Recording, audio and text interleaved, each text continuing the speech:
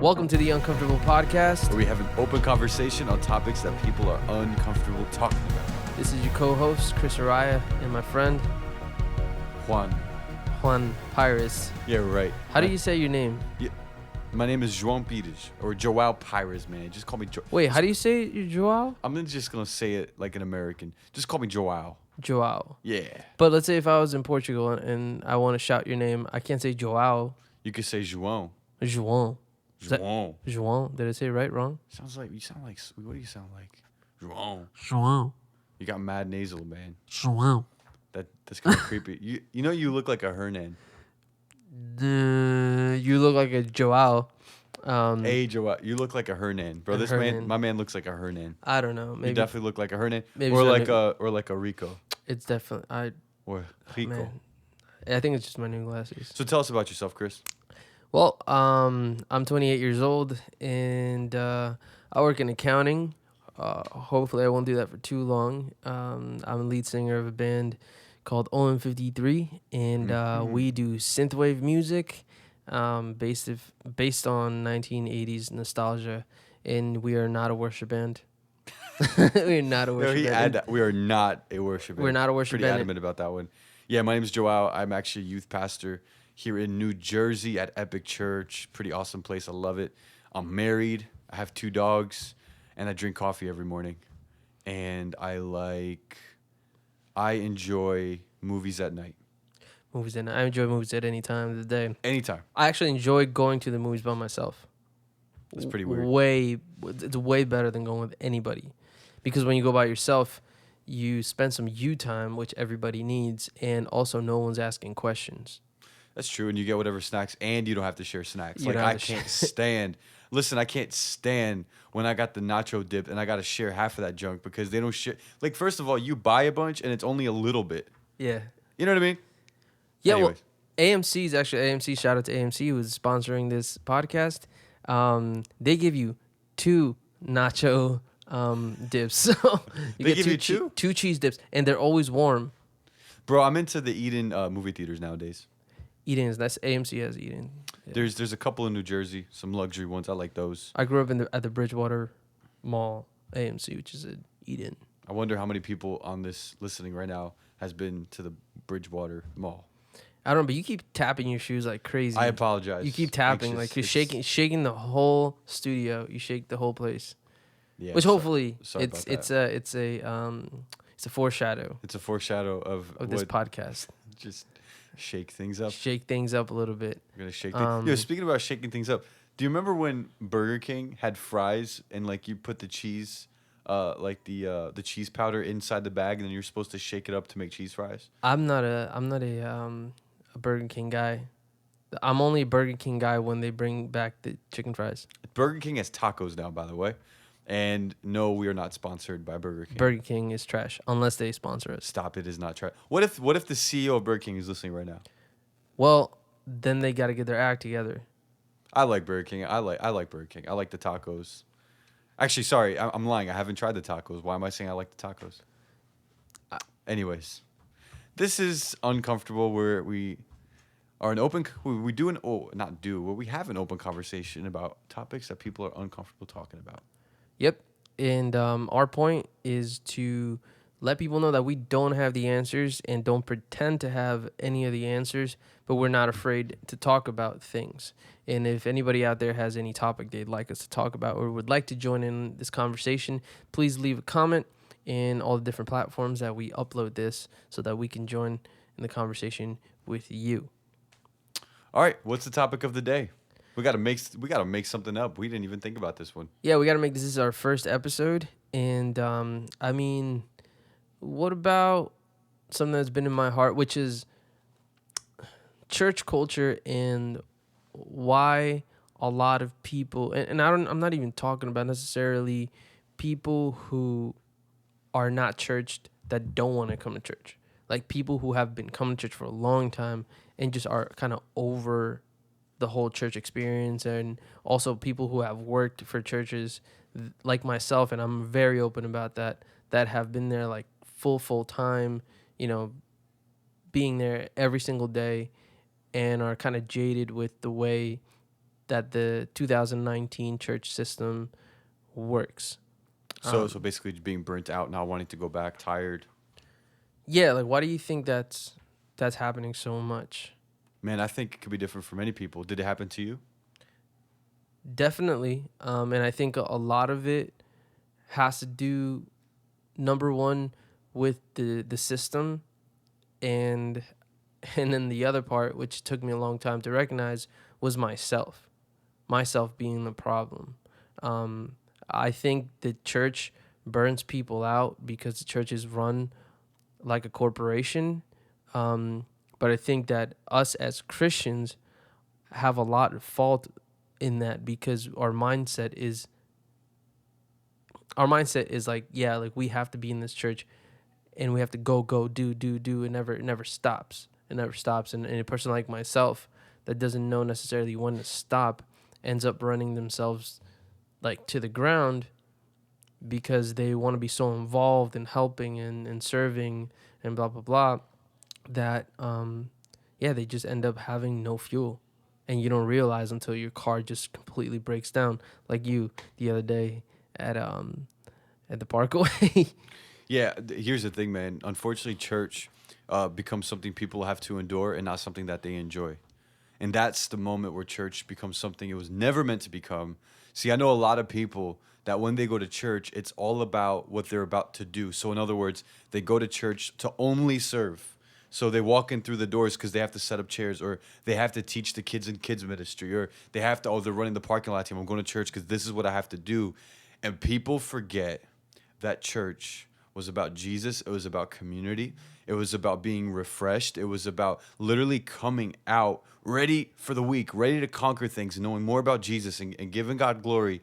But unfortunately, we have made church what we can offer, not who we can serve. And so I don't know. I'm a youth pastor, so I have a lot of volunteers, a lot of leaders, and so we typically have 2 services a week. I will always do this, and it's just my convictions. The youth has 2 services. Yeah, we have 2 services a week, so we have Fridays and Sundays. I do not allow a volunteer that serves on a Friday to serve on a Sunday, or vice versa. So if they serve on a Sunday, they're not allowed to serve on a Friday, because I understand if they keep on serving, they're, first of all, they're gonna stop enjoying it, and number two, they're gonna like be ran to the ground. Does that make sense? And I want them to actually enjoy their life, enjoy church, enjoy community. I think that's one of the primary reasons why the church exists in the first place. Yeah, definitely. It's community, and in the season like where I'm at right now, finding community is the hardest thing. And I've spoken to a few friends, and one of my friends told me that it took them at least 2-3 years to find a home church, that they actively looked for churches and said, you know what, I'm gonna try this church out for 3 months, for 6 months. They even tried out a church for a full year and gave it all that they had. But finding a church where necessarily like where you it's not necessarily fitting in, but it's just a community where it just works out for you. It's hard. And yeah, so within the same topic, I have a question for you. Do you feel that our contemporary church model is run more of as a production, as a concert? Yeah, let's say like you put it on a show, and not necessarily because it is a show. I'm talking about the corporate side of it. It's a production. Okay, we get here at this time, and this has to be done, and this has to be done. Make sure the ushers have to be here. Everything has to be here, because otherwise, then the numbers won't work out. Do you feel that it's run that way, our contemporary church model? Yeah, but man, maybe it just always come back to this. I think it always comes back down to heart. So I don't have a problem with production, man. I really don't. I actually don't have a problem with production. I have a problem when production becomes an idol, and you actually lose sight of what was all about. If a production comes out of glorifying God, if a production comes out of being excellent, I think it's right. But it all comes down to you remembering what you're doing and why you're doing it and who you're doing it for. Here's the problem, though. If the church's primary function is to have a concert or a production, if that's the primary function, we've lost it. No wonder people are getting burnt out. But if its primary function is for community, so this is what I'm trying to say. we have many people using people's gifts without first discipling them. Right? We have many people because they're talented. Well, they can sing. They should be on a stage, and so we should have them like right now, right? And what ends up happening is it literally becomes their life, and you become literally a genie for somebody. Let me just call you when I need you. Yeah, so then the person is seen not as who they are, but as what they could do. But they could do. That's 100% right, and you begin to use them, right? So people end up becoming robots. Now, if you're using someone's gifting out of discipleship process, that's different because it's flowing from a better place, right? It's flowing from the place it should be. Because I believe that people's gifting should come out when they're being discipled, but it's only a part of it. It's not the whole thing. Yeah. Does that make sense? Before someone should be on a stage or before someone should be serving, I think they should be being discipled. What it looks like to read scripture, what it looks like to be a woman and man of God. Like that is the first thing that should happen. But production in itself, there's nothing wrong with it, as long as first things first, and we know why we're doing it, who we're doing it for. And Yeah. Does it bother you? Because I know it bothers me when churches that, and again, I'm not pointing churches like Hillsong. Like for example, you see Hillsong, New York. They have I don't know how many services, like 6. they have a bunch. They have 6 services in one, Yeah. like on a Sunday, right? So their schedule is tight, right? Because they have so many people that want to come. So Yep. they have to end at a certain time. Everything has to be super, super scheduled.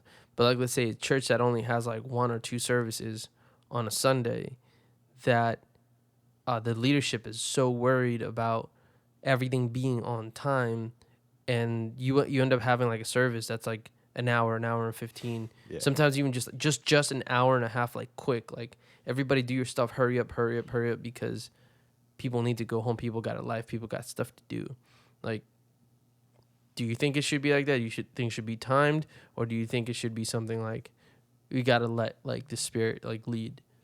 That's a good one. I think it has to be the conviction of your heart. I think like even for Hillsong, super structured, but I've been there, man. Pastor Carl, shout out to him. He's one of my favorite guys in the world, man. Pastor Carl Lentz, he's amazing. And but I mean, people could say what they want, but I think he's a genuine man of God. He loves the Lord, and the man could preach. The man's a great leader. But I've seen him like at a night service, like go over time, where he would like be preaching, and the worship was so good, where they would just be praying, and like literally the Spirit would, and they would be there for a long time, man. But I've seen that, but I don't know. I think it comes down to the conviction of your heart, man. Like, it's a hard one. I don't know. I think I don't know how to answer that. I know for us, like, we have like a planning center, like a time, but I think there's probably like once or twice a month where we completely shatter that, and we end up going overtime with some stuff. You know, I think you have to be open, but I don't know. Yeah. Maybe I'm not. I don't know. What do you think? I think again, that if the church only has like 1 service, like you need to have structure in everything, and that's a biblical thing to have structure. But if your structure is more focused on, and again I'm sounding super religious right now, but if the structure of your service is focused more on like worldly things, like numbers of like the average time that a person has like their attention is like or like I get it, like the first blah blah blah seconds are huge for like a speaker, right? Like let's say the first 2 minutes, I don't know exactly what it was, I used to know, but like the first 2 minutes of your message, right? Like either you lose people or blah blah blah. And what's the other ones, like after 18 minutes you lose people because people can't like I have no idea. focus. I forgot what it was, but there are numbers. There's like numbers. Yeah, my point is that there's bro. numbers Different everywhere. numbers everywhere. And my point is, if you're running your church, if you're running your 1 service a Sunday church based off of those things, then you got a problem, because what are you being led by, right? And what if, like, I don't know, a person has like a testimony, or a person wants to testify about something that happened throughout the week, and I get it, like that could get real messy. if they get super messy, right? If Are you like, talking about like in Pentecostal churches where like Sister Lucia? I don't Yes, know, guys. yeah. If your name is Lucia, we love you. I yeah, just picked that name out of Sister the blue. Lucia wants to get up and say, el Señor me salvó, right? Like blah blah blah. And I hate this word, but I love this word, balance. Right? Like someone has to be monitoring that stuff. Oh But shoot. If you're just so worried about like numbers and statistics, then like I said before, we're in the wrong path. So yeah, again, I don't have the answers. But that's just what I think. Someone said something once. What did they say? Okay, so someone was counting numbers in their church of people, right? And a guy looks over to that guy and says, "Why would you count the numbers of people in your church? That's wrong." And the other guy looked back at the guy who said the comment. He was like, "Let me ask you a question. Do you count the money in your offering baskets?" He was like, "Of course we do." And he said, "Okay, so if you count money, but you don't count people, what you're saying is that money is more important than people." Dang. And I'm like, "Oh my God, that's so good." Because it's true. Like, so it's like, well, it's evil to count people, but then how are you gonna end up being able to serve them if you don't know how many people you have? Yeah. Like practically, I mean, we're gonna buy food for a church barbecue tomorrow. Yet we don't know that we have 2,000 people, so we buy food for 300 people. Yeah. We can't even serve them. No, yeah, I mean, There's a lot of things. I mean, Yeah. church barbecue is probably the worst example I could have. Yeah. Well, it shows what you think about. Yeah, right. No, I understand those numbers. But I forgot what I was gonna say. It was important. It was important. Oh, got you. So the average. This is what this website says. The average sermon length. So, what website is this? I have no idea. Anyways, it says the average sermon should be 20 to 28 minutes. That's funny. Tell that to MacArthur and Piper. Yo, TD Jakes goes 1 hour. TD Jakes goes 1 hour. How long does MacArthur go for? No, he'll go for like 50 minutes. 50 minutes. I mean, it depends. It really depends what they're talking about. By the way, let me just say something. Maybe I'm biased, but 20 minutes is if like you're really boring. You know what I mean? Like 20 minutes is like if you're not captivating anyone. You know what I mean? Nah. 20 minutes, nah. No, in 20 minutes, like, I could have just stayed home. I could have just stayed home for real. What am I gonna go do? Listen to you for 20 minutes? Like, It's gonna take 20 minutes to get there. Mhm. You might as well just come home. might as well just stay home. But yeah. I get it though. I get it. I don't want to knock through. I get what they're saying. I get it. I'm not gonna be that guy to come and criticize everything. But I can't do 20 minutes. Yeah. I mean, you could do 20 minutes for like kids. Yeah. Yep. 20 minutes for kids. Yep. I know for youth we try to keep it under 30. Yeah. Bro, so yesterday I went to a John Bellion concert, and John Bellion, which I love, shout out to that guy. He said something amazing, which I've heard before in different ways, but just yesterday, like, it hit me. He said that, and it's lyrics of one of his songs, but then he spoke about it too. He said, throughout these years, I've focused, like, everybody tells me to focus on. Everybody wants to get bigger, right? Bigger, especially like artists. They want to get bigger and bigger. And he says, but these years, I haven't focused on getting bigger. I've focused on getting better. Right. And because I focused on getting better, I've gotten bigger. That's right. Right. So, I mean, applying that to the church model, I think the church should worry about that, getting better. And by better is like better quality of discipling, better quality of community, better quality of spending time with people, and just not setting people up to be burned out. And then it'll get bigger if that's what God wants, because not a big church doesn't necessarily mean a healthy church. Right. But a small church doesn't either. Yeah. You know what I mean? Like, Yeah. Yeah. I don't want to be like the optimist, but I think. But you are. Learn. I mean, you are in this conversation. Out of you and I, you are the optimist guy, because call me Optimus Prime. You believe, Optimus Prime. He believes, he likes TD Jakes. He likes Carl Lentz. You know, he's that guy. What does that mean? He's that guy. You put him in one box. No, I'm just saying the two preachers you mentioned in this conversation were TD Jakes and Carl Lentz. Not that there's anything Hold wrong on a with second. that. So I'm saying this is great. This is why we should be on a podcast together. So TD Jakes and Carl Lentz, those are I love them. Those are my guys. Who are your favorite preachers? Chris Araya? I don't have favorites. But yeah. So, but You say it. But speakers that are influential in my life. I mean, I love Chandler. I love Chandler. Good. I Okay, love Washer. I love him. Paul Washer. I love his heart. Obviously Piper, MacArthur. I do listen from time to time. Like Judah. I've listened to Carl Lentz for a long time. I did listen to him. Who else? Never listened to a message by Wilkerson Jr. I listened to a few Instagram clips, and that was enough for me to know that maybe that's not my route. But that's unfair. That's unfair from my He's side. pretty solid, man. He's pretty solid. I I think he's bet. pretty solid. So, but then again, I mean, I don't disagree with you. I listen to Matt Chandler every like Monday morning. You know, I'm a Piper guy. MacArthur's okay. I'm gonna leave that right there. Yeah. Washer's the best. I think Washer's one of the best. Yeah. I love Washer. So you see you like everybody, right? Bro, I'm. What did they say? You eat the meat, spit out the bones. Yeah, I guess that's in the Bible, right? That's like Moses 25:3. That's like Moses. That's in Moses 25:3. That was the day that Moses, I don't know. He was fed a bunch of I don't know what he was fed, and he just, Moses 25:3. That's hilarious. Yeah. But I was gonna say something. I don't want to be the Mr. Optimist here, but I think we're learning. I think we're getting better. I think we are. I don't know. I think we are. You think we're getting better as a church? Listen, man. And this might sound crazy, but I think the church is in good hands in the sense of like I know some great people around the globe and nationally who genuinely love the Lord. And guess what? People are gonna get a better rap as far as certain churches goes, because I mean I know a lot of people who shouldn't be in ministry, number one, and do probably have a gift to lead, but they do it on all the wrong ways.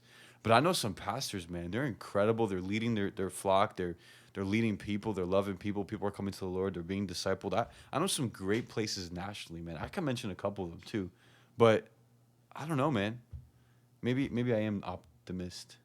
You are, and I love that about you. But I love that about you because it kind of creates a balance in this friendship. Because when I tend to close myself to certain things, I see that you're positive about it, and I'm like, you know what? Let me see why Joao like will give this a chance. It's not that I'm not being naive. Maybe you know what it is. Maybe I shut certain things out and just choose to look at people who are doing, which is not good all the time. It's probably bad half of the time. Does it make sense? But anyways, it was a good conversation, Chris. Yeah. So, guys, we'll be doing this hopefully weekly, and we hope that you guys enjoy these conversations. Well, we have a lot of topics, a lot of different things that will make people uncomfortable, hopefully in a good way. And if it's in a bad way, again, just come into the conversation, leave comments, leave questions, follow us on social media, which we don't have it yet. We don't know exactly where we're going to upload this yet. Probably SoundCloud to start out with, so help us out with that clout, the clout. The clout. And I don't know what else we want to say, Joao, before we leave. You're amazing. I love this. This was really imperfect. I feel like. Listen, by the way, for all you Sunday nappers out there, this is Sunday afternoon, where Sunday naps are amazing. And I just woke up from one, and I got like 3 hours of sleep last night. So I had my words were. My body's my temple. Your body. Okay. Yeah, you're right. Well, anyways. Oh, by the way. Hey, listen. That's a very hypocritical thing for me to say, because let me tell you. Can we read the verse of the day? I get 5 to 6 hours of sleep a day. That's not good, Chris. That's terrible. So let me read the Bible verse of the day. Apparently. According to who? The Message translation. Which app? Oh, by the way, the Bible verse of the day, according to Moses 25:3. 25:3. It's a joke. YouVersion Bible app. This is 1 Corinthians 6 on the Message translation. I saw it when I woke up this morning. That's Joao's choice. It is not actually, believe it or not. I'm actually an ESV guy, believe it or not.